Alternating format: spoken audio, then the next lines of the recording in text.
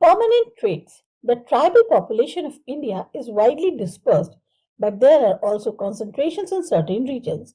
जो हमारे यहाँ के आदिवासी जनसंख्या है ये बहुत ज्यादा बिखरी हुई है, मतलब पूरे इंडिया में फैली हुई है, लेकिन कुछ ऐसे क्षेत्र हैं जहां पर ये ज्यादा मात्रा में पाए जाते हैं.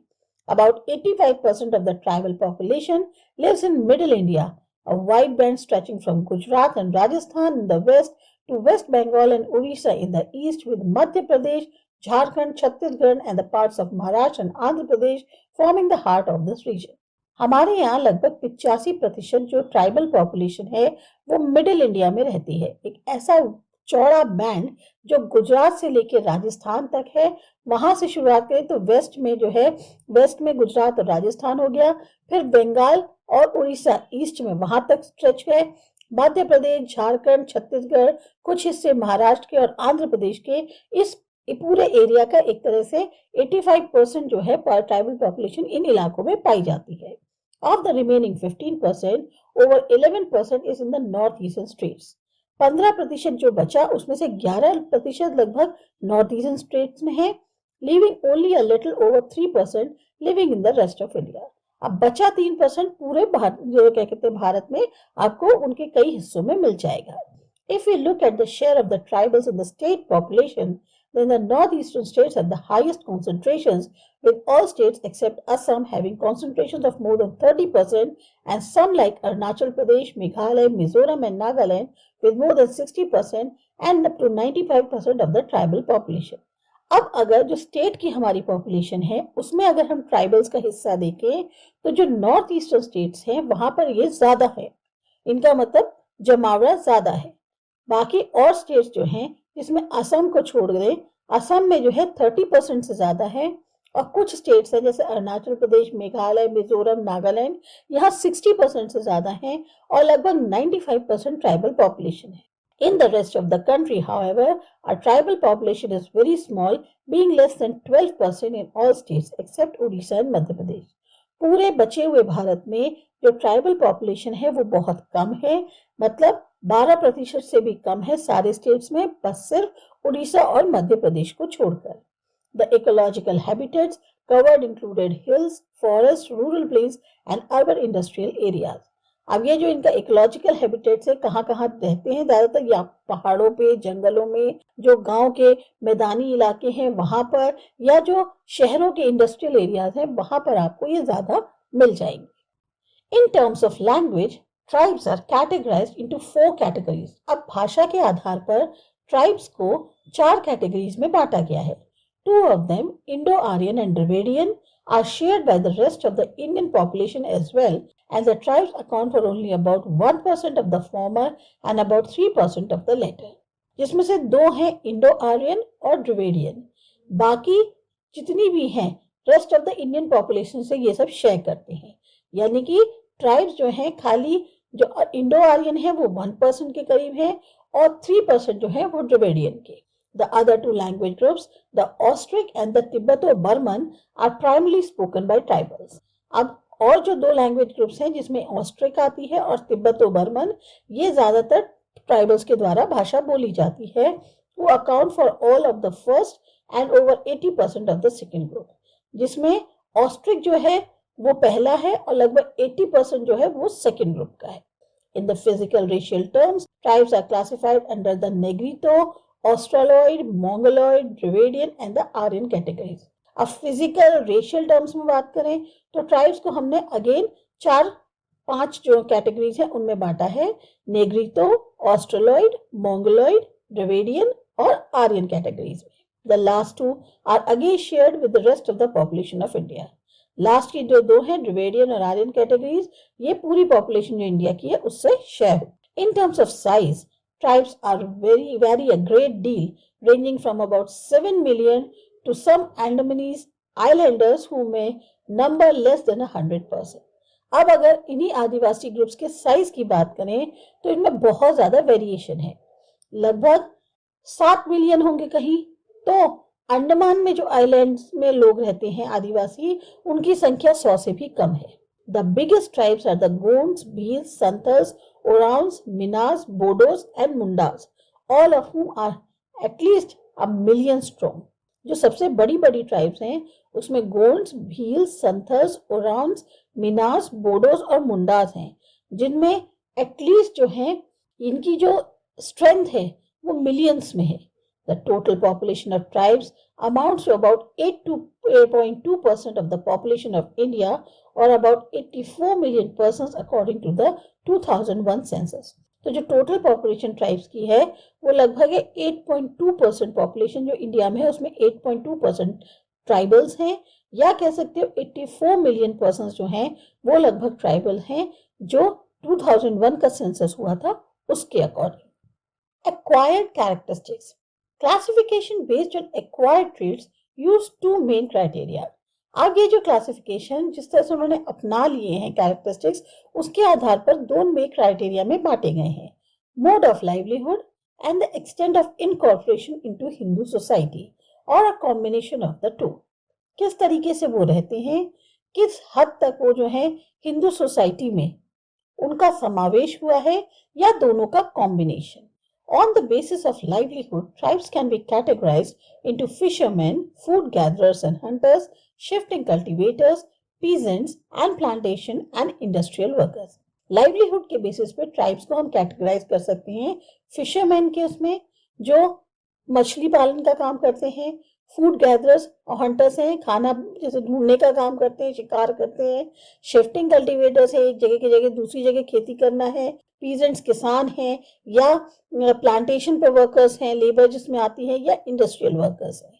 However, the dominant classification both in academic sociology as well as in politics and public affairs is the degree of assimilation into Hindu society। सबसे ज्यादा जो डोमिनेंट क्लासिफिकेशन चाहे एकेडमिक सोशियोलॉजी में कहा जाए या पॉलिटिक्स और पब्लिक अफेयर्स में, वो ये है कि इस हद तक वो हिंदू सोसाइटी में समाविष्ट हो गए हैं। Assimilation can be seen either from the point of the view of the tribes as, or as has been most often the case from the point of view of the dominant Hindu mainstream। अब ये जो इनका समावेश हुआ है, इसको जो देखने का नजरिया है वो अगर हम ट्राइब्स के पॉइंट ऑफ व्यू से देखें या जो हिंदू मेन स्ट्रीम है उसके पॉइंट ऑफ व्यू से देखें। From the tribes point of view, apart from the extent of assimilation, attitude towards Hindu society is also a major criterion, with differentiation between tribes that are positively inclined towards Hinduism and those who resist or oppose it। अगर tribes के point of view से देखें तो एक तो हद है कि आप कितना हद तक उसमें समाविष्ट हो रहे हैं, साथ ही साथ आपका कैसा एटीट्यूड है हिंदू सोसाइटी के प्रति, ये भी एक बहुत बड़ा मेजर क्राइटेरिया है, क्योंकि जो ट्राइब्स हैं उनमें भी कुछ ऐसे हैं जो हिंदू की तरफ झुकाव है, हिंदुइज्म की तरफ, और कुछ ऐसे हैं जो उसको विरोध कर रहे हैं या रेजिस्ट कर रहे हैं। From the mainstream point of view, tribes may be viewed in terms of the status according to them in the Hindu society, ranging from some high status given to some to the generally low status according to the most। अब अगर main stream के point of view से देखें तो वो लोग जो tribes को देखते हैं वो उनके स्टेटस के अकॉर्डिंग देखते हैं, कैसा उनका समाज में हिंदू सोसाइटी में स्टेटस है। कुछ का हाई स्टेटस है, कुछ का जो है लो स्टेटस है। Tribe the carrier of a concept. During the 1960s, scholars debated whether tribes should be seen as one end of the continuum with caste-based peasant society or whether they were an altogether different kind of community। 1960s में scholars जो है इस बात को लेकर बहस कर रहे थे कि ट्राइब्स जो हैं क्या वो काफी हद तक caste based Hindu peasant society के जैसी ही है, या फिर वो अपने आप में एक बिल्कुल ही अलग समुदाय है। Those who argued for the continuum saw tribes as not being fundamentally different from caste peasant society but merely less stratified and with a more community based rather than individual notion of resource ownership। जो लोग इस बात को लेकर बहस कर रहे थे कि वो एक तरह से उन्हीं के जैसे ही देख रहे थे, हिंदू पीजेंट सोसाइटी के जैसे ही, उन्होंने पाया कि वो बहुत ज्यादा कास्ट पीजेंट सोसाइटी से अलग नहीं है, बल्कि थोड़ी सी कम स्ट्रेटिफाइड है, यानी उनके जो हायरार्की लेवल्स हैं वो थोड़े कम हैं। ये ज्यादा कम्युनिटी बेस्ड है बजाय इंडिविजुअल उसके होने के जो रिसोर्स ओनरशिप के लिए एक तरह से जानी जाती है। However, opponents argued that tribes were wholly different from the caste because they had no notion of purity and pollution which is central to the caste system। Opponents इस बात को भी लेकर बहस कर रहे थे कि ट्राइब्स जो हैं वो डिफरेंट है कास्ट से, क्योंकि उनके ऐसी कोई धारणा नहीं है जैसी कास्ट सिस्टम में होती है, जहां मुख्यतः प्योरिटी, पॉल्यूशन इन्हीं को ज्यादा फोकस किया जाता है। In short, the argument for a tribe caste distinction was founded on an assumed cultural difference between the Hindu caste. अब अगर शॉर्ट में कहा जाए तो ये जो तर्क है कि ट्राइब कास्ट डिस्टिंक्शन जो दिया जा रहा है उसके बेसिस पे ये माना गया कि हम ऐसा सोच के चलते हैं कि जो हिंदू कास्ट हैं उनके और ट्राइब्स के बीच में जो है एक कल्चरल डिफरेंस है, जहां हिंदू कास्ट जो है वो बिलीव करती है in purity and pollution and hierarchical integration. वो विश्वास करती है प्योरिटी में, पॉल्यूशन में, एक जुड़ाव जो क्या कहते हैं हायरार्किकल उसमें चल रहा हो। वहीं पर and animist tribals with their more egalitarian and kinship based modes of social organisation. वहीं पे जो ट्राइबल्स हैं वो लोग जो है ज्यादा समान अधिकारवादी हैं, किनशिप जो है उनकी वो सोशल ऑर्गेनाइजेशन बेस्ड मोड्स पर बेस्ड है। By the 1970s all the major definitions of tribes were shown to be faulty. अब 1970 तक आते आते जितनी भी डेफिनेशंस थी ट्राइब्स की उनमें कहीं ना कहीं कुछ खोट दिख रहा था। It was pointed out that the tribe peasantry distinction did not hold in terms of any of the commonly advance criteria. अब ये बात सबने आगे रखी कि ये जो ट्राइब और पीजेंट्री डिफरेंस है ये कहीं पर भी जो हम एडवांस्ड क्राइटेरिया बना के चल रहे हैं कॉमन तौर पे उसमें कहीं ना कहीं किसी भी उससे ये डिस्टिंक्ट नहीं होते, चाहे साइज हो, आइसोलेशन हो, रिलीजन हो या मीन्स ऑफ लाइवलीहुड हो।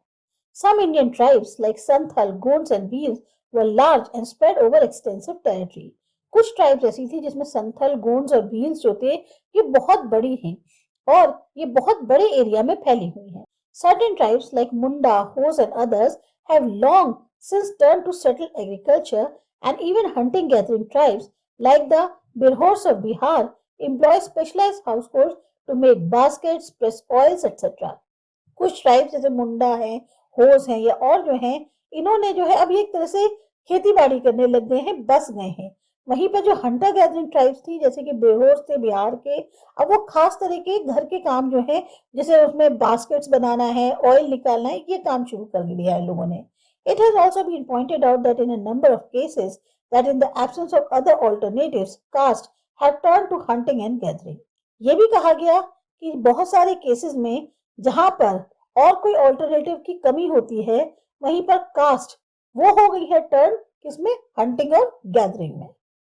The discussion on caste tribe difference was accompanied by a large body of literature on the mechanisms through which the tribes were absorbed into the Hindu society throughout the ages. अब ये जो discussion है cast tribe difference का, इसमें जो है बहुत ज्यादा लिटरेचर को भी हम एक तरह से साथ में लेके चल रहे हैं, क्योंकि एक ऐसा मैकेनिज्म जिससे जो बहुत सारी ट्राइब्स थी वो हिंदू सोसाइटी में समा गई और ये कई सदियों से चला होता आ रहा है। Through Sanskritisation, acceptance into the Shudra fold, following conquest by caste Hindus, through acculturation and so on. जैसे संस्कृताइजेशन के थ्रू या क्या कहते हैं शूद्राज में एक्सेप्ट कर लेना उनको, जिसमें कास्ट हिंदूज जो है उन्होंने जो है जीत हासिल करी है, या आपका एक्लचरेशन जो होता है इसका मतलब हो गया कि दूसरे कल्चर में आप एक तरह से एसिमुलेट हो जा रहे हो। ऐसे भी बहुत सारी चीजें हुई।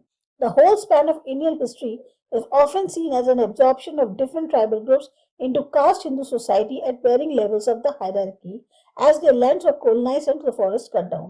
ये पूरा स्पैन है इंडियन हिस्ट्री का, इसमें देखा जाता है कि बहुत सारे अलग अलग ट्राइबल ग्रुप्स जो हैं वो एक कास्ट हिंदू सोसाइटी में समा गए अलग अलग लेवल्स पे हायरार्की के, क्योंकि उनकी जो जमीनें थी वो या तो ब्रिटिशर्स के हाथों चली गई थी या जंगल काट दिए गए थे।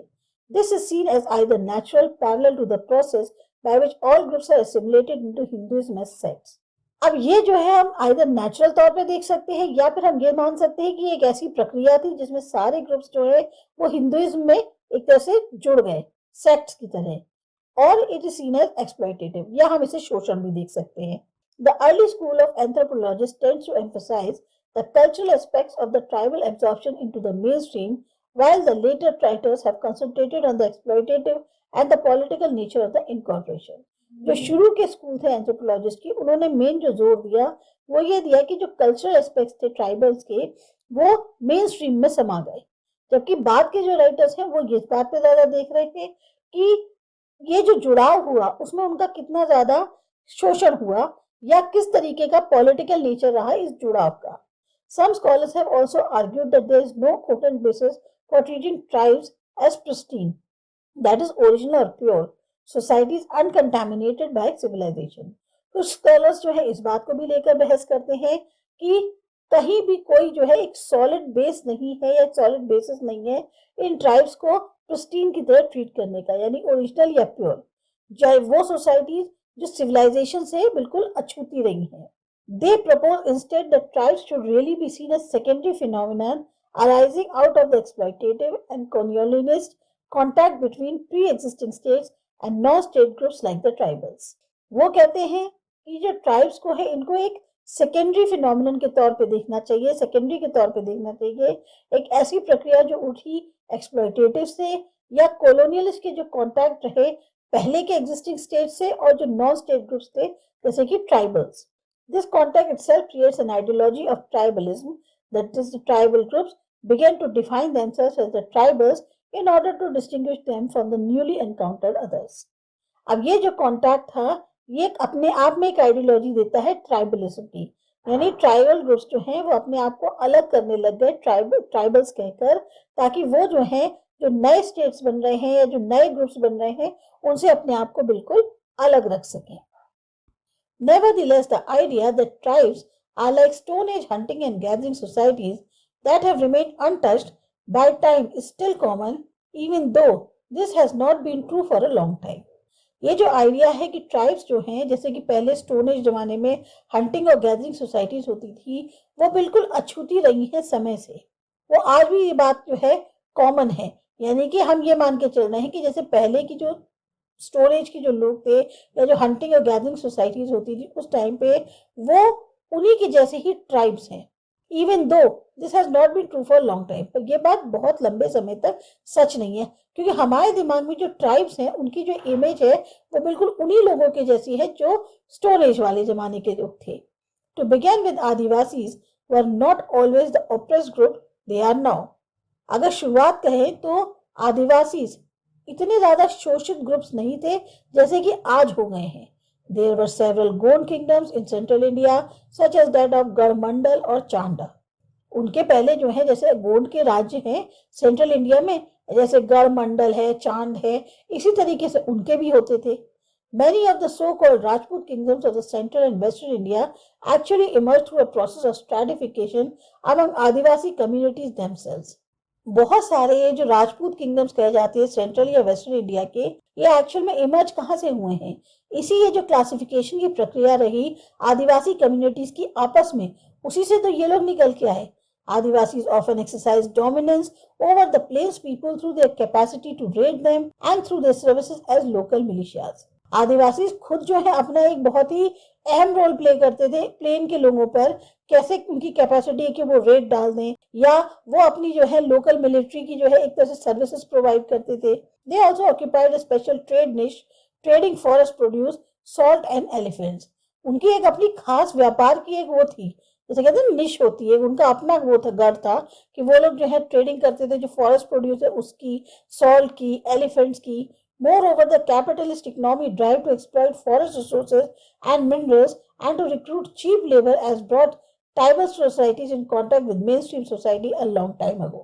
पर ये जो एक कैपिटलिस्ट इकोनॉमी थी इसकी ये जो एक मुहिम चली जिसकी वजह से फॉरेस्ट रिसोर्सेज जो हैं, मिनरल्स हैं, ये एक्सप्लॉइट होने शुरू हो गए या उन्होंने चीप लेबर जो है उसे रिक्रूट करने लग गए, तभी जो है ये tribal societies main stream society के कॉन्टैक्ट में आई. पर ये बहुत पहले की बात है.